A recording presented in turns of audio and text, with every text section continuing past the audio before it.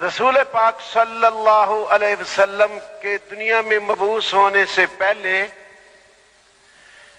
دو قبیلے تھے، ایک قبیلہ بنو بکر، ایک بنو تغلب۔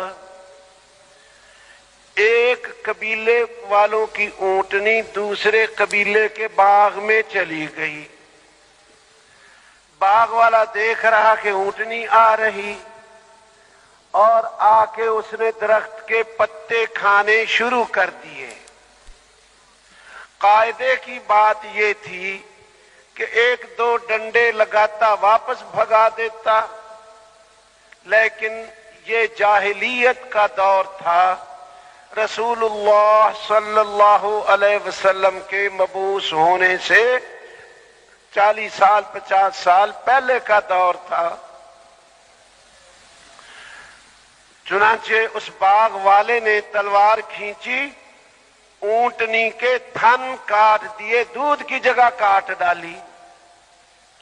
اونٹنی چیختی چلاتی اپنے مالک کے گھر پہنچ گئی۔ مالک نے دیکھا تھن کٹے ہوئے، تلوار اٹھائی، خون کے نشان دیکھتا ہوا، قدموں کے نشان دیکھتا ہوا اس باغ میں پہنچا۔ جہاں تھن کٹے تھے وہاں بہت سارا خون پڑا تھا۔ پتا چلا کہ اس باغ والے کا کام ہے۔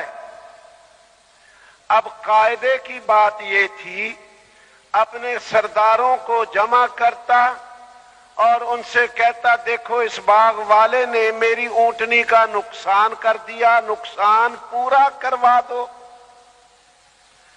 لیکن اونٹنی والے نے ایسا نہیں کیا، تلوار کھینچی اور باغ والے کی گردن کاٹ دی۔ باغ والے کے بیٹے اور بھائی اور قبیلہ، ان کو پتا چلا ہمارا بندہ مر گیا۔ کس نے مارا؟ فلانے نے مارا۔ اب قاعدے کی بات یہ تھی کہ وہی اپنے سرداروں کو جمع کر کے کہتے کہ ہمیں خون کا بدلہ دلوا دو، ہاں تاوان دلوا دو، دیت دلوا دو۔ جو بھی فیصلہ کرتے بات ختم ہوتی، لیکن انہوں نے ایسا نہیں کیا۔ تلواریں کھینچی اور اونٹنی والے کی گردن کاٹ دی۔ اس کے بھی بیٹے اونٹنی والے کے بھائی اور رشتہ دار، انہوں نے تلواریں کھینچی۔ باغ والے کے بیٹے اور رشتہ داروں نے تلواریں کھینچی۔ جنگ چھڑ گئی، کوئی ادھر سے مرے، کچھ ادھر سے مرے، اور ایک قبیلہ ہار گیا، ایک جیت گیا۔ جو ہار گیا اس نے سال یا 6 مہینے چپکے ہتھیار جمع کیے، اپنے ساتھ اور قبیلوں کو شامل کیا اور دوسرے قبیلے پہ حملہ۔ پھر انہوں نے چپکے ہتھیار جمع کیے، اپنی قوت بنا کے ان پہ حملہ۔ 40 برس تک جنگ جاری رہی۔ حرب بسوس اس جنگ کا نام تھا، سارے عرب میں پھیل چکی۔ ان حالات میں جناب رسول پاک صلی اللہ علیہ وسلم مبعوث ہوئے۔ پھر انہی لوگوں میں سیدنا ابوبکر صدیق جیسے، سیدنا عمر رضی اللہ عنہ جیسے، سیدنا عثمان، علی، طلحہ، زبیر اور مہاجرین انصار 10 مبشرہ، ایسے مبارک لوگ تیار ہوئے جن کے بارے میں، ان کی مدح میں، ان کی تعریف میں قرآن اترا آسمانوں سے۔ یہ وہی لوگ تھے۔ کیا کیسے ایتے آئیں؟ فَإِنْ آمَنُوا بِمِثْلِ مَا آمَنْتُمْ بِهِ فَقَدْ اهْتَدَوْا۔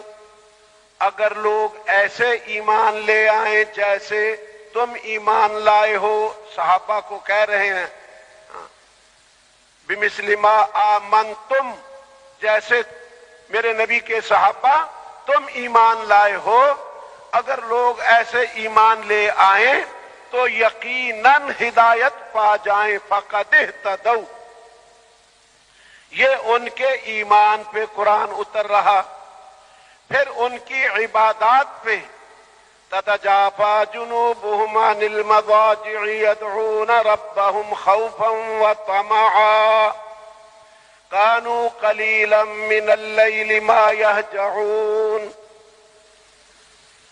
والذين يبيتون لربهم سجدا وقياما محمد رسول الله والذين معه أشداء على الكفار رحماء بينهم تراهم ركعا سجدا يبتغون فضلا من الله ورضوانا سيماهم في وجوههم من أثر السجود ذلك مثلهم في التوراة ومثلهم في الإنجيل۔ اس طرح کی بہت آیتیں ان کی عبادت پہ اتری ہیں۔ اللہ جل جلالہ تعریف کر رہا، یہ رات کو تھوڑا ہی سوتے ہیں، صبح کو استغفار کرتے ہیں، رات سجدے اور قیام میں گزارتے ہیں۔ اے مخاطب، تو ان کو کبھی رکوع کرنے والا پائے گا، دیکھے گا، کبھی سجدہ کرنے والا۔ تو یوں آیتیں ان کی عبادات پہ نازل ہوئی، انہی کے اخلاق کے بارے میں آیتیں نازل ہوئی۔ یؤثرون علی انفسہم ولو کان بہم خصاصہ، خود حاجت مند ہے، اپنی حاجت قربان کر رہا اور دوسروں کی حاجتیں پوری کر رہا۔ وَيُطْعِمُونَ الطَّعَامَ عَلَى حُبِّهِ مِسْكِينًا وَيَتِيمًا وَأَسِيرًا، کھانا کھلاتے ہیں اللہ کی رضا کے لیے یتیم، مسکین، قیدی کو۔ تو یوں ان کے اخلاق کے بارے میں قرآن اتارا جا رہا ہے۔ تو دیکھنے والی بات یہ ہے ان حالات سے ان حالات پہ امت کیسے آئی، یہ ہے دیکھنا۔ دیکھنے والی بات یہ ہے، جب رسول پاک صلی اللہ علیہ وسلم پہ شروع میں پہلی وحی آئی، آپ اکیلے تھے۔ یہ باتیں دھیان سے سننی ہیں، ہاں دھیان سے سننی ہے۔ ہم ایک کام کے لیے آئے ہیں، ایک محنت سیکھنے کے لیے آئے ہیں، ہمارے سامنے ایک مقصد ہے۔ ہم ساری انسانیت میں ایک تبدیلی لانا چاہتے ہیں۔ کون سی تبدیلی؟ جو امام الانبیاء حبیب خدا حضرت محمد مصطفیٰ صلی اللہ علیہ وسلم لائے تھے۔